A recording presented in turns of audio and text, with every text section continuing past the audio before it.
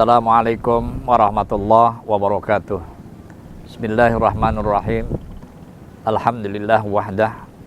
Wassalatu wassalamu ala rasulillah Muhammad ibni Abdillah wa ala alihi wa sahbihi wa mawalah. Ikhwana fillah rahimakumullah. Ada seorang aulia Allah, Abu Ishaq al-Asfirayain.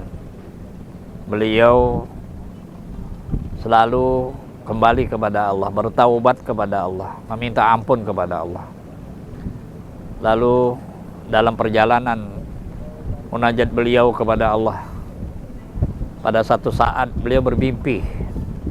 Di dalam mimpi itu beliau didengarkan bacaan ayat suci Al-Quranul Karim.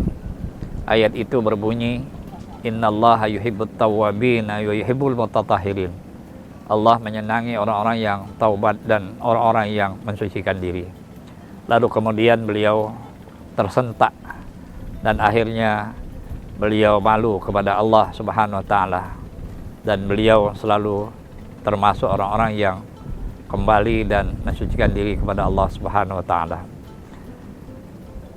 Ikhwani fillah rahimakumullah. Apa rahasia yang Allah kasih kepada kita hamba-hambanya yang selalu bermunajat dan meminta ampun kepada Allah, baik kesalahan kecil maupun kesalahan besar yang kita lakukan di atas dunia?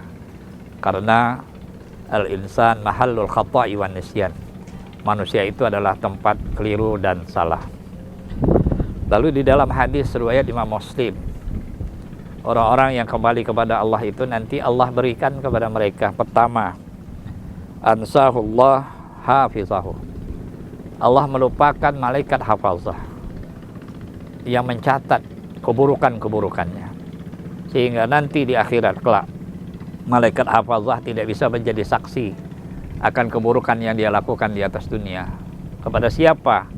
Kepada orang yang senantiasa mensucikan diri, kembali kepada Allah dan bertaubat kepada Allah Subhanahu wa taala. Oleh karena itu beruntunglah orang-orang yang seperti ini.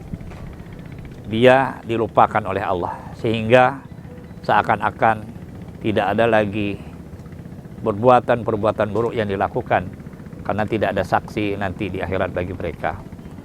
Lalu keistimewaan yang kedua yang disabdakan Rasulullah sallallahu alaihi wasallam, yubaddilullah sayyi'atahu hasanatin. Allah nanti mengganti keburukan-keburukan yang mereka lakukan dengan kebaikan. Artinya keburukan yang mereka lakukan itu ditutupi dengan kebaikan-kebaikan yang mereka lakukan, sehingga tidak akan terlihat lagi keburukan-keburukannya nanti di akhirat. Nah, Allah mengganti ini dalam pengertian Allah menghapus semua kejelekan-kejelekan kita, kejelekan hambanya, kejelekan hamba-hambanya yang senantiasa kembali dan bertaubat kepada Allah Subhanahu wa ta'ala. Ikhwana fillah rahimakumullah. Lalu yang ketiga ialah ja'alahu habiban ba'da in kana aduwan. Orang ini sebelumnya adalah musuh Tuhan. Orang ini sebelumnya adalah orang-orang yang dimurkai oleh Allah. Lalu ketika dia kembali meminta ampun, bertaubat kepada Allah, lalu kemudian dia menjadi kekasih yang disayangi dan dicintai oleh Allah.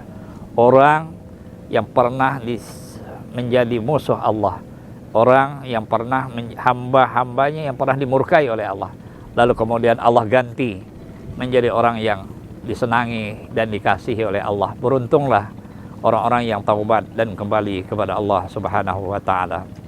Kaum muslimin dan muslimat rahimakumullah. Lalu yang keempat, sebagaimana Rasulullah sallallahu alaihi wasallam menyatakan, ja'alahu zakiyan anil dzunub kaman la zanbalah.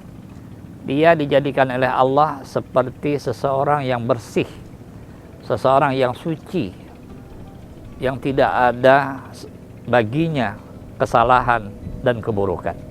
Artinya orang-orang yang taubat dan orang-orang yang kembali kepada Allah itu seperti bayi yang baru dilahirkan dari perut ibunya, suci, bersih, tidak ada noda, tidak ada keburukan yang melekat dalam dirinya.